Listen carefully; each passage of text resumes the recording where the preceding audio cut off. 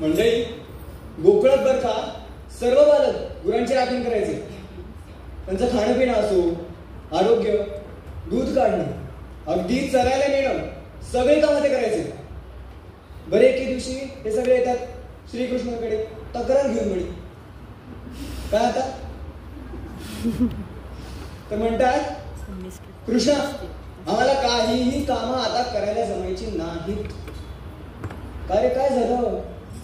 अरे ती गुरं ती चरायला न्यायची आम्ही, बरं त्यांचं दूध काढायचं आम्ही, त्यांचं आरोग्य बघायचं पण आम्हीच. पण त्यांचं सगळं ते दूध, तूप, दही, लोणी, ताक विकलं कुठे जाणार? ते मथुरेत. आम्हाला काही चालायचं नाही बघ. बरं मग काय तुमची इच्छा सांगा तरी मला. अरे आम्हाला पण त्यातलं काहीतरी हवं.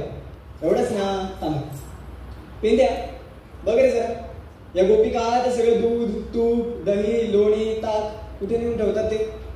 सांगितल्याप्रमाणे पेंद्या सगळी माहिती काढतो.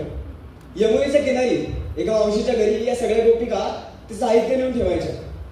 आणि हे कळतात सगळे गोपाळ मोहीम पत्ते करायला निघतात. यमुनेच्या किनारी येतात आणि मावशी बाहेर गेली की सगळे आत शिरतात. एका मुलाला बाहेर उभं केलं होतं, शिक्षा म्हणून नाही ना. तर मावशीला आंबोली येताना दिसली की हे आत खून करायची. मावशी आली म्हणून. बरं आता आत आले मात्र, पण हवे त्या सगळ्या गोष्टी त्या उंच ठिकाणी, दोऱ्यांवर, हंड्यांमध्ये काय करणार? आणि तेव्हा कृष्ण युक्ती काढली. आणि खाली 4, त्यावर 3, त्यावर 2 आणि सर्वात वर कृष्ण परमात्मा. असं करून सगळ्यांना हवे त्या गोष्टी मिळाल्या. थोड्या वेळाने त्यांच्याकडे सगळ्यात लहान म्हणजे बोबडा कृष्णाला म्हणतो, पुतना तू सगळ्यांना हवं ते दिलं, तुम्हाला विचारलं पण नाही. मी नाही बोलला तुझ्याशी.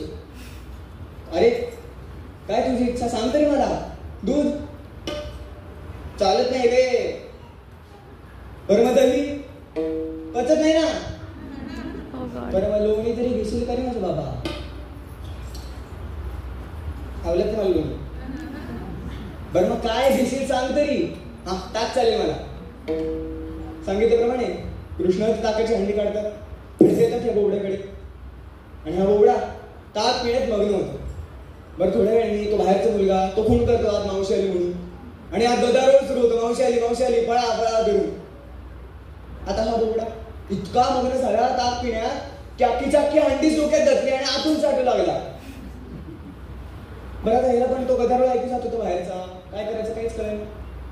म्हणून पुतना करून लागला जोर जोरात. कृष्णाला बरोबर कळलं काय करायचं. आपल्या वासरीचा एक गाव घातला आणि ताडकन फोडली ती हंडी. बरं कृष्ण ती ताकाची हंडी फोडली त्यांनी आणि निघून गेले तिकडून.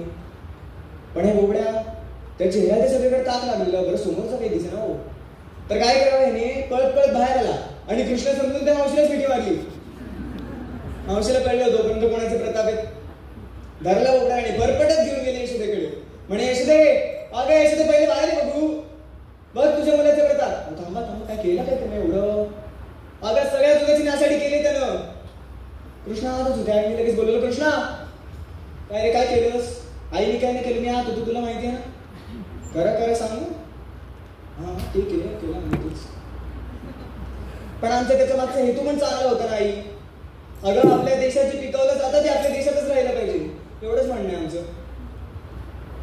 ते ठीक आहे रे कृष्णा, पण हा पराक्रम तुम्ही केला तरी कसा आम्हाला दाखवा.